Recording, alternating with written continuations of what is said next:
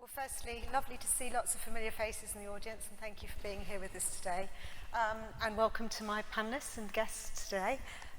So we're talking now about graduates. So we've had lots of topics that we've discussed, and we've particularly talked in the men's session, didn't we, about generational differences. So now we're thinking about people coming to the workplace in that graduate role for the first time. And I think when you come to something like this, you'll probably come away with a massive long list of everything that you're going to do post this conference, you know, all the changes you're going to put in place, all the policies. And often when I have conversations with clients, they say to me, well, how do you know what to do next? I've got this massive long list, I've got restricted budgets, I've got so many people I want to support, how do I tackle it? And we're very privileged to work with A&O Sherman around the graduate experience. And I think they're incredibly brave because they chose that audience, collected data on it, and then put themselves out there to say, we've got this data, and now we need to do something as a result of it. So this is just to give you a little bit of a flavour about that project, what they wanted to do with the data, and some of the changes they've made as a result of it. So can I first start by getting everybody to introduce themselves? Maybe we can start with you. Hi everyone, I'm Emily Potter. I'm a HR manager in the early careers HR team at A&O Sherman. I joined what was then A&O in 2019. I'm in the team that looks after trainee solicitors and solicitor apprentices. In terms of numbers, we have around 170 current trainees on our books and 17 solicitor apprentices, and actually about 170 futures as well. Lovely, thank you. Hi, I'm Jade. I'm a trainee at A&O Sherman, and I'm also a member of the Trainee Mental Health and Wellbeing Group. Lovely, thank you. Hi everyone, my name is Millie Phantom. I don't know if it's making a weird noise. You're right.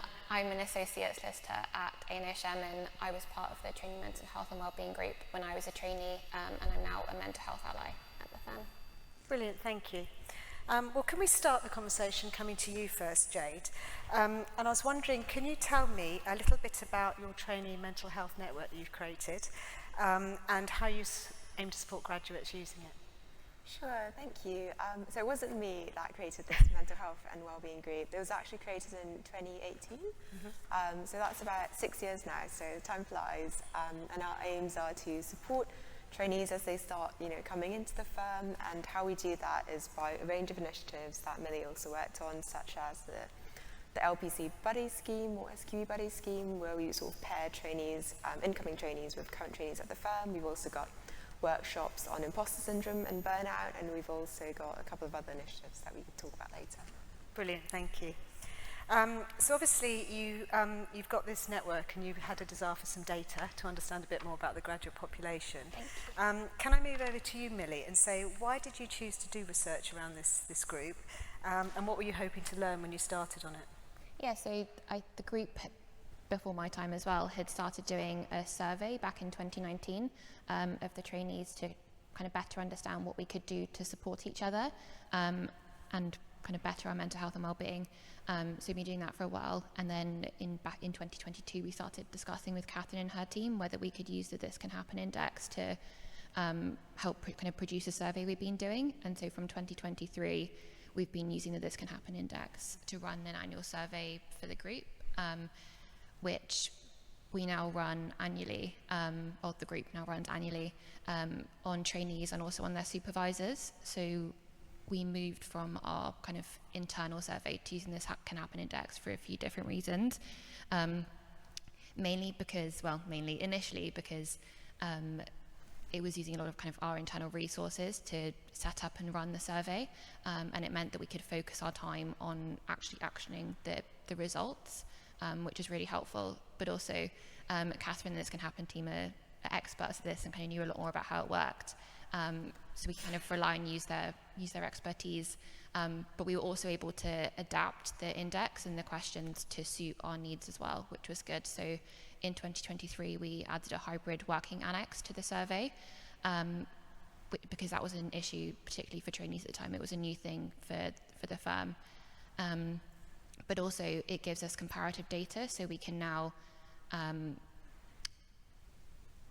of ask questions of the supervisors, so we can assess and kind of compare what supervisors think about trainee mental health and wellbeing against how the trainees actually feel, but also get comparative data against kind of other companies in the industry as well, which is interesting. Brilliant, thank you. So obviously we worked with you on the research and produced a report, and then you got the data and we delivered it back. So over to you now, Emily. Could you tell us a little bit about the research and what value it's delivered to you as an organisation, and how it's actually helped you to understand more about, you know, the graduate mental health and what they would like from you as an employer? Yeah, absolutely. I mean, the survey has been invaluable in that regard. Obviously, the work that the group do is in addition to the day job. So, touching on your point earlier, it has really allowed us to sort of focus on where to spend the time, energy, budget on, and areas to focus on. So, just to share some of the results to give you a flavour, trainees rated the firm highly in sort of people management, respect, social wellbeing, which was great to see.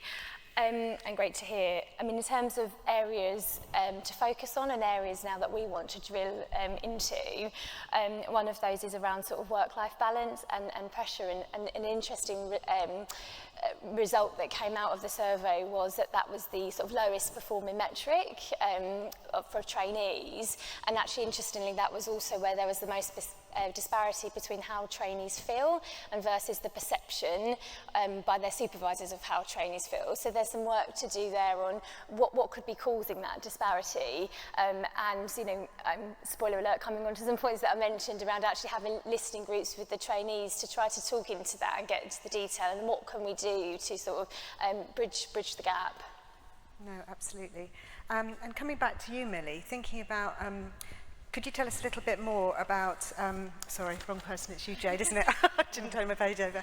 Jade, sorry, could you share a little bit about some of the follow-up actions? So obviously, Emily shared kind of the themes, and obviously the point of doing research is then to listen to it and to create an action plan and to try and make change. What have you done as a result of the data, and what do you hope to do? Yes, of course. So the first thing we did was obviously get all of the great data that we collected and put it into a report form that we could sort of share amongst trainers and trainees amongst the firm and everyone who'd be interested. And we really wanted to focus on what resources the firm currently had in the report. So we added a section in the report saying this is what we currently have, and we focused on really signposting the firm's resources, because that's what we found, that, you know, we had a lot of mental health resources available, but we just didn't signpost it well enough and often enough. So that was a really big key focus and action point that came out of the survey. This also resulted in more mental health ally training for the trainees. So lots more trainees have decided to become mental health allies. And we've promoted these current trainees in coffee areas, and there are all posters of them now, so people know who to talk to and where they can go with questions.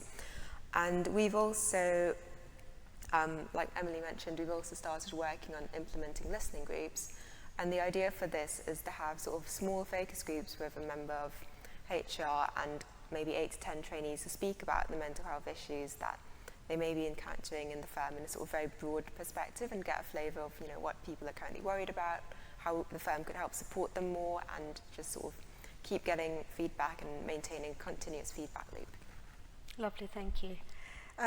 Obviously, doing any kind of research and asking people their views, you know, we talked about vulnerability in lots of sessions, particularly if you're a graduate and you're new to an organisation, you know, and you're working with partners and who are your supervisors. You know, it's pretty daunting, isn't it, the world of work? Over to you. What challenges, maybe to any of you, did you find in doing the research process, and how did you overcome them? I think one key challenge was participation. Everyone at the firm's really busy, so it's always hard to sort of corner trainers and trainees and say, look, sit down and do this long survey. So I think one thing we're going to focus on in the future is trying to drive more participation, so that the results that we get are really representative of everyone in the firm. And how we're going to do that is, I think, refer back to the old report, the report that we've produced, and say, look, this is what we did last year, this is obviously great, and we want, you know, it's obviously something very important, and we really like your feedback on this. Mm-hmm. Thank you. And I think from a HR perspective, another sort of challenge was, I think the time investment in terms of the team sort of collating results and being part of that team, sort of reviewing the report and sharing of the data. Hopefully this was a unique point to A&O Sherman at the time, but we were undergoing a big merger at the time of the report being shared, so it was just, as ever with these things, the competing day job. And so that meant that actually the results of the survey were probably shared a little bit later than we would have hoped. So going forward, we'd like to share the results probably a bit sooner than we were able to the first year that we ran the survey. So I think that was another challenge. Hopefully, won't be going through another merger anytime soon. Well, who knows? Who knows, exactly, yeah.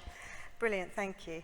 And then coming over to you, Millie, thinking about, obviously you've mentioned you're going to do it annually and you're going to think about the next time. What will you keep in mind for next time, if anything, that you might like to do? I think so, to draw on kind of one of the points that Jade just mentioned about participation rates, one of the ways we thought of kind of combating that, perhaps, or kind of trying to increase the participation rate, is kind of being a bit more strategic about the timing of the questionnaire. So both in terms of kind of the group's activities and what the group is doing, but also in terms of the firm's wider strategy, so making sure that it's not too close to any other surveys or questionnaires and things that are being run by the firm, just so we just kind of not survey fatigue. Kind of historically, the survey's also only ever been run from the London office and on London trainees, but it'd be interesting to kind of run it globally, so we have trainees and graduates kind of in other offices as well, so to kind of get comparative data, but also to kind of learn from other offices, I think would be a good thing too. And historically, the group always used to do a panel event with our results, but as Emily mentioned, we now kind of publish a report, and so that we kind of move towards that kind of style of presentation of results, so we could have more detail, and also it kind of, as Jade mentioned, kind of gives us something to refer back to. Yeah, that's great, thank you. I mean, looking at it from an outsider's point of view, it was lovely working with the team because they're so open about what they want to do with the data, and from the beginning everybody's been involved in it. You've got people, you know, that are new to the firm and graduates and at all different levels, and when I presented back the data, you know, you had the partners and the senior partners all together with the group of people that had fed back the data, having a really open dialogue. And one particular bit that resonated with me, we were talking about the work-life balance questionnaire, and an unnamed senior partner and said, well, you know, there is a challenge, isn't there? You know, because I had a very different perception of life when I was in their position. And, you know, in my books, I think potentially they've got it a bit easier. And then one of the lovely graduates was very brave, and she piped up and said, can I challenge you on that?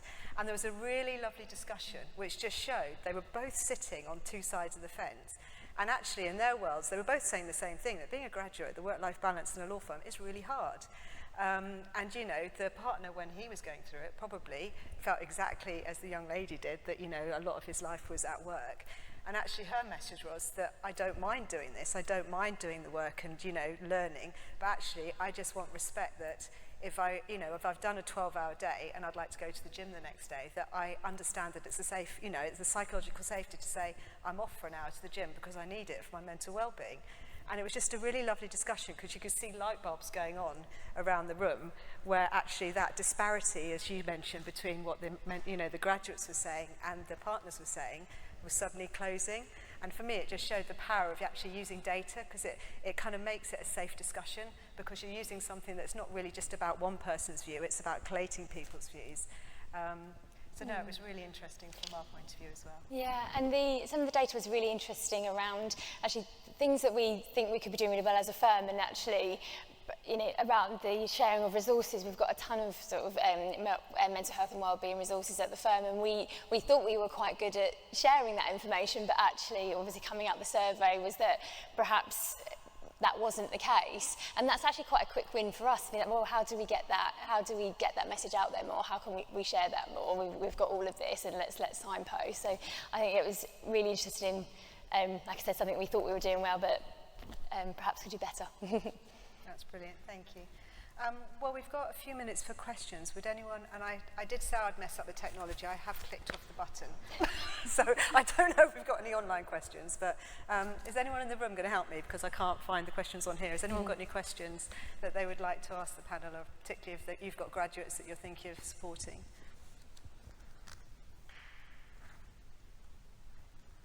No?